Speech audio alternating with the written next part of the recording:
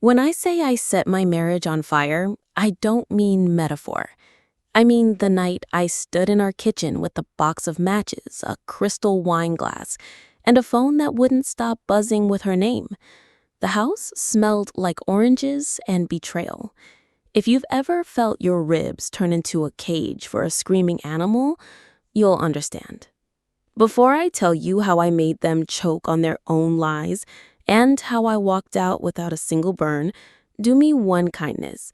Tap like so more women hear this before they forgive the unforgivable. And hit subscribe if you want endings where the quiet one wins. Okay, now listen. The buzzing stopped. The silence didn't. The first thing I did was wash the wine glass. Not because it was dirty, it was spotless, but because my hands needed a ritual. Warm water, citrus soap, a slow circle with a sponge like polishing a moon. In the hall, his laughter leaked under the door, lazy and off-key, talking to a client in Singapore. I mouthed it with him, word for word. I could script his lies now. When his call ended, I poured him another glass of the Malbec we saved for occasions, then carried it like an offering.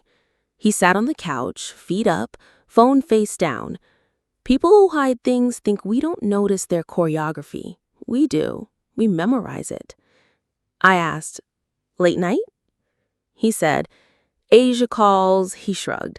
"You know the drill." I handed him the glass and smiled the way a blade smiles when it meets a whetstone.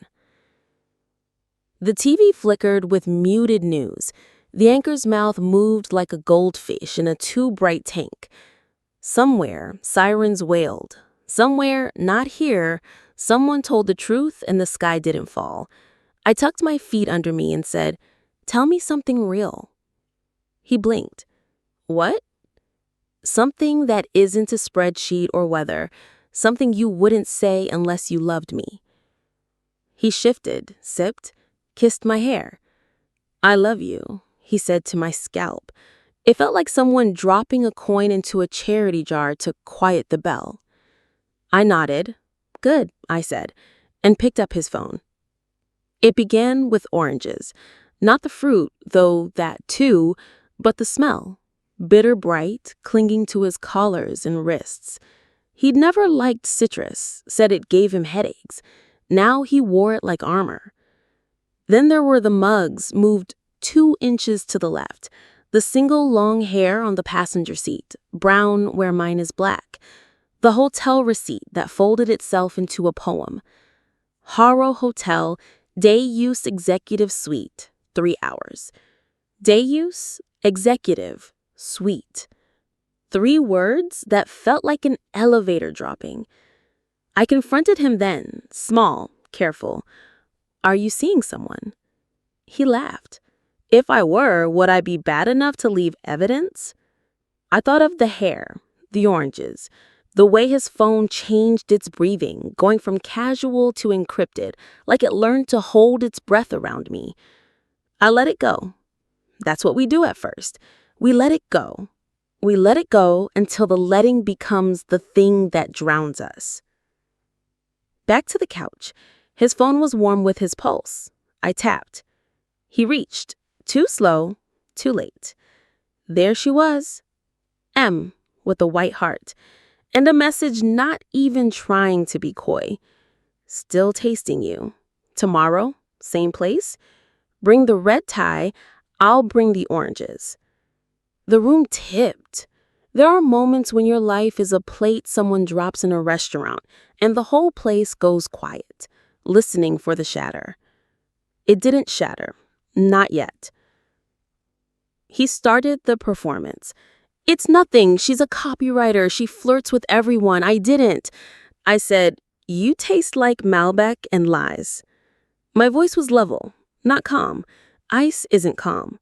It's cold and it cuts.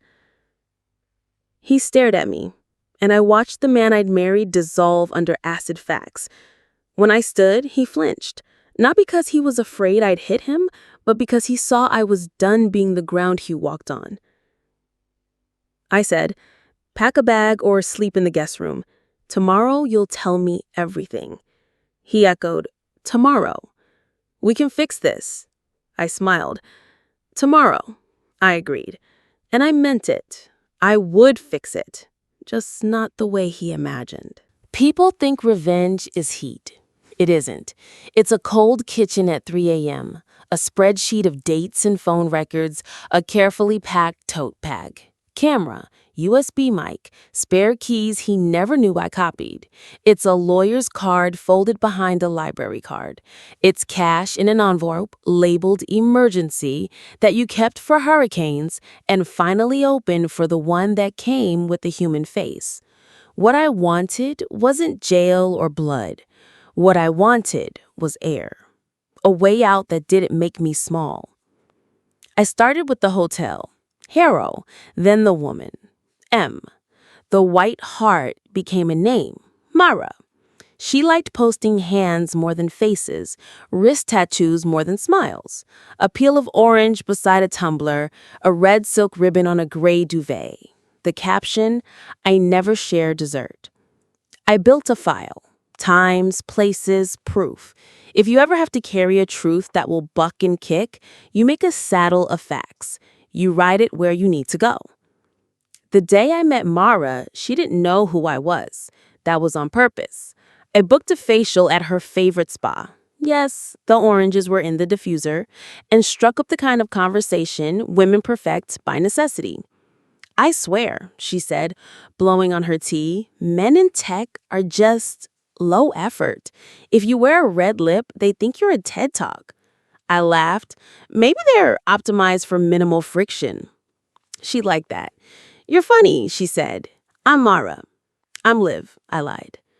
Are you seeing anybody, Liv? She asked, sharp eyes dipping to my bare left hand. I had slipped the ring into my pocket for this. Not really. I enjoy dessert. I never share. Her smile was a cut glass thing. Girl, she said, to that.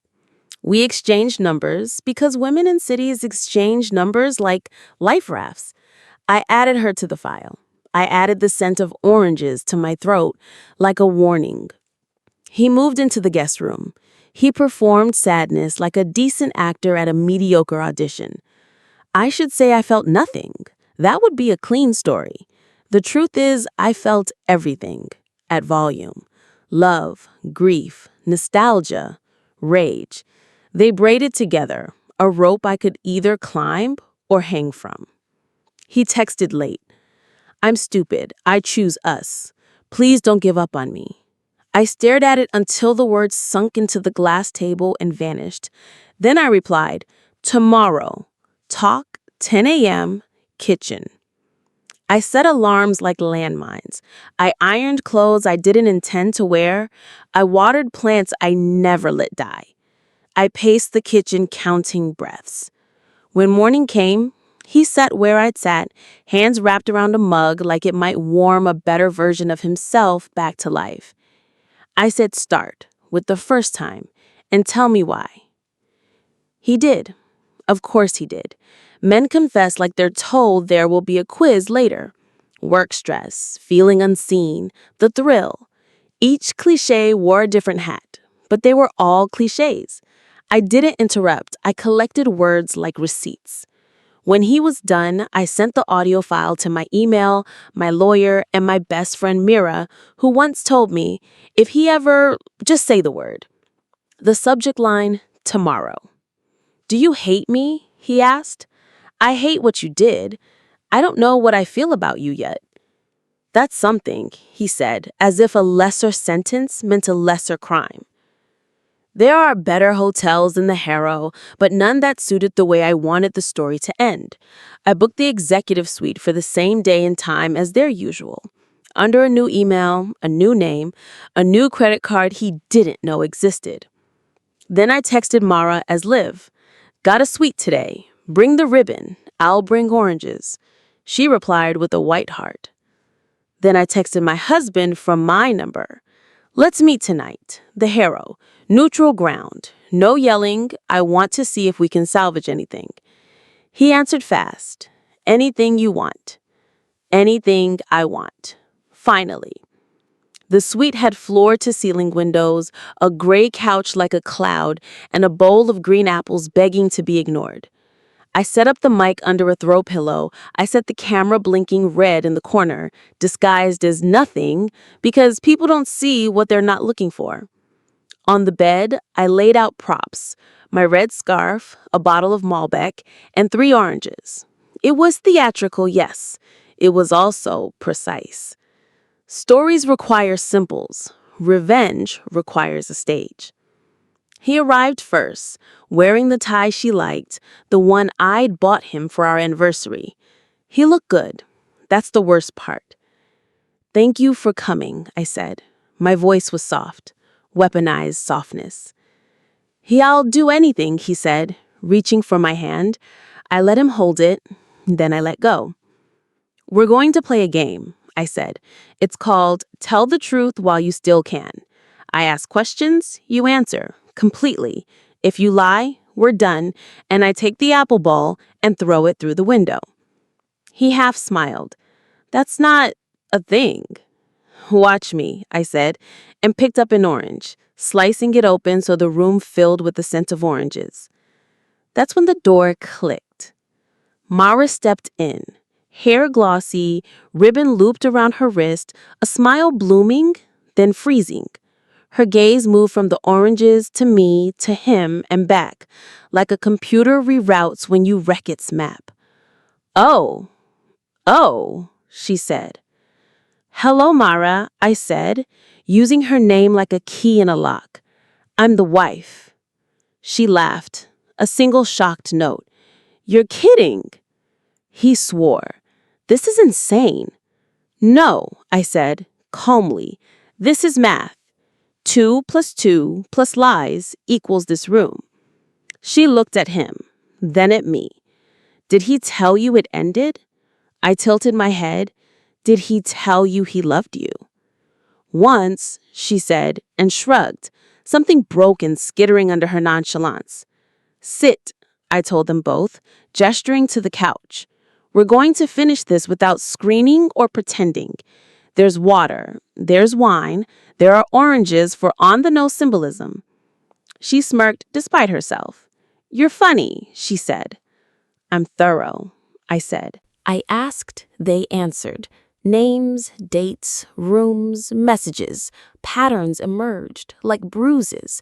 She had rules, no sleepovers, no birthdays, no holidays. He had exceptions. He broke all of them. "Why me?" I asked him at last. He stared at the glass table, the city beyond, his hands. "Because she wasn't you," he said. "Because I could be stupid with her." "And you couldn't with me?" "I didn't want to lose you," he whispered, and I saw it, the hinge on which his selfishness hung. He wanted the museum and the gift shop, the wedding portrait and the receipts in the trash. "Do you love her?" I asked. "No," he said quickly. Mara rolled her eyes. "Say sometimes, at least. Don't make it pathetic." "Do you love him?" I asked Mara. She shrugged. "He was dessert," she said. "I never share." I nodded. "Good. Then we can end this like grown-ups." I took out the envelope. Inside, copies of the file, messages, photos, call logs, the transcript from this morning, and the little red electric dot of the camera recording behind them. He went bloodless. "You recorded?" "Yes," I said. "I told you I needed something real." "What do you want?" he asked, defeated now. "What I'm owed," I said. "Half the house, the savings, the car he registered under your name." I looked at Mara. "Yes, I know. He thought moving assets while we were married would keep them safe from me. It doesn't." Mara arched an eyebrow. "Bold of him to involve me in his financial cosplay." I slid a second envelope across the table. "A statement for you to sign, Mara. It says you didn't know he was still committed, that you believed we were separated." Her lips parted. "Is that true?" "It doesn't need to be," I said. "It needs to be kind. To you. You don't deserve to drown for his choices. I won't be that woman." She looked at me for a long time. Something softened or broke open. He, meanwhile, was coming apart in quiet ways. The twitch of a jaw, the click of molars grinding a new shape out of old bone. "Please," he said, "we can fix." "No," I said gently, "we can end." I took him to the kitchen area. He followed like a man to a gallows he still believes is a carnival trick. "Do you remember our first apartment? The one with the ants and the slanted floor?" He smiled despite everything. "You used to light candles and say we lived in a cathedral." "We did. It was holy because we said it was." I struck a match. The sulfur hissed up like a small dragon. I held it above the bowl of oranges and paper until the flame licked the edges of our printed life and turned them black. Then lace, then nothing. "What are you doing?" he whispered. "Making ash. Something new grows better there." "Isn't this illegal, burning documents?" Mara asked from the doorway. "Probably," I said, smiling, "but I have copies. I'm not stupid." We watched the fire in silence, like a vigil, like a funeral, like the part of the play where the stage goes red and the audience forgets to breathe. When the final corner curled inward and died, I turned to him. "You'll sign," I said. "You'll move out, you'll tell your mother it was your fault, and you'll do it with grace, because for a decade I gave you mine." He nodded, something like relief crossing his face because at least we were back to instructions. Men like him thrive on being told what to do. "Okay," he said. "Okay." I turned to Mara. I said, "You'll sign too, for yourself, not for me, so you can walk away without a lawsuit as a souvenir." She took the pen. Her hands were steady. "You're remarkable," she said, and it didn't sound like flattery. It sounded like inventory. We left the Herald separately. I walked out last, the citrus clinging to my hair like a ghost. On the sidewalk, the city was loud with the sacred ordinary. Buses sighing, a boy dropping coins, a woman laughing into her scarf. No soundtrack swelled, no credits rolled. That's the trick of real life. It doesn't mark the end for you. You have to put down the period yourself. Mira waited around the corner with coffee and a car. When I slid into the passenger seat, she pressed the pastry into my hand like a communion wafer. "Did you dough it?" "I did," I said. "We did." "Good. Eat, cry later." We drove home, not to him, he was packing, but to the house I had scrubbed and loved and will probably sell. I showered for a long time, washing oranges from my skin, matches from my hair, the harrow from my lungs. Then I slept, which felt like forgiveness, even if it wasn't. People ask what revenge tastes like.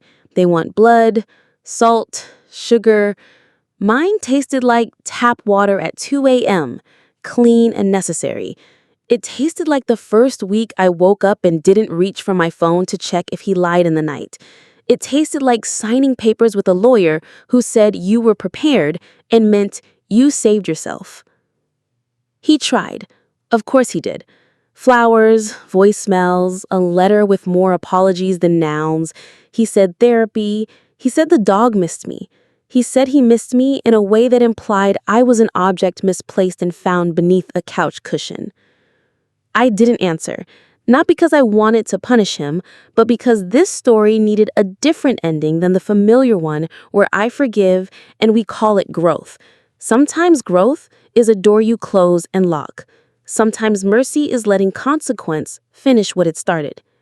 And Mara? She sent me a photo, not a face, a plate of oranges, peeled and arranged like a new moon. The caption, "I'm learning to cook for myself. No white heart, just the fruit, simple and bright." Before the papers, before the hotel, there was a night I almost chose another story.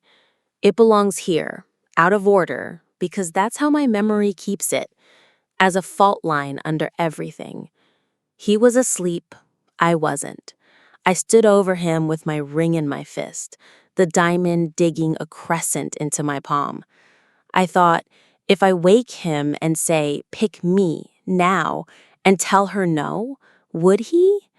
If he reached for me, would I believe that hand more than the others he'd reached with? I didn't wake him. I went to the kitchen and wrote a list instead. Who am I if I stay? Who am I if I go? What would I tell a daughter? What would I want a sister to do? At the bottom, I wrote, "Be the woman you're waiting for." Then I poured myself water, returned to bed, and slept on the side farthest from the door. In the morning, I started the file. Sometimes the bravest thing you do is not the match, it's the list. The day we signed, rain turned the city into a movie set. He wore the tie, I wore the scarf. Not to be cruel, because I look good in red. In the conference room, the lawyer laid out pages like roads. We followed them with our pens. He glanced up once, twice, eyes wet. He mouthed, "I'm sorry." I nodded. I believed him. I also believed it didn't matter. When it was done, he said, "Can I hug you?" "No," I said, kindly. "You've had enough of my body." Mira took me to lunch. We ordered cake first. "For symbolism," she said.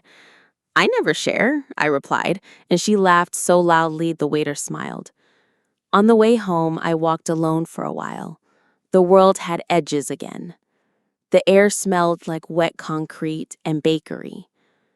I realized I wanted a small apartment with a crooked window. I wanted plants that grew toward that window like they were learning the word toward for the first time. I wanted to fill a bowl with lemons instead of oranges. I wanted to hang a single painting, something blue, something that looked like the inside of a thought, and sit on the floor beneath it, a person who had taken her life back with both hands and kept it. You're probably waiting for the fire, the big one, the house, the night I said I set my marriage on fire. It happened the week before the Harrow. It wasn't arson, it was renovation. I emptied the kitchen drawers onto the counter. Receipts, manuals, birthday candles that bent in the middle like tired dancers. I lit one and watched it stutter, then steadied. I said out loud, "I forgive you." And I meant me. I forgave the version of myself that learned to go quiet to keep the peace. I forgave the way I mistook endurance for loyalty. I forgave the girl who wanted so much to be good that she forgot to be free. I held that tiny flame and thought, this is how you begin. Not with a bonfire, but with a match in a room you refuse to leave as it is. Later, when I burned the copies at the Harrow, it wasn't rage, it was ceremony. Ash for soil, a future planted where a performance had stood. If you're listening with the taste of metal in your mouth and the weight of secrets in your chest, know this. You are not crazy. You are not dramatic. You are a person whose instincts evolved to keep you alive. Believe them. If you need proof, collect it. If you need help, ask. If you need revenge, define it carefully, not as hurt multiplied, but as agency restored. Mine looked like a microphone and a man signing papers. Yours might look like a suitcase and a bus ticket, or a phone call to a friend who will bring you pastry and make you laugh at the worst possible time. And when you're ready, light something small, a candle, a list, a habit. Watch it change form. Then breathe in the clean air left behind. If this gave you strength, hit like so the algorithm hands it to someone who needs it at 3 a.m. If you want more stories where the quiet women don't stay quiet, subscribe. I'm not done telling them. We are not done winning. Sometimes I still catch oranges in the wild. Someone peeling one on a train. a child biting into a slice and laughing at the sour. I smile. The world doesn't belong to my past anymore. It belongs to a woman who buys lemons, who writes lists, who keeps matches in a drawer, not for burning down, but for making light. I pass the Harrow sometimes. People worry at revolving doors, and their reflections blur into each other like the ghost of choices. I keep walking. I know where I'm going now. Home. The one I made.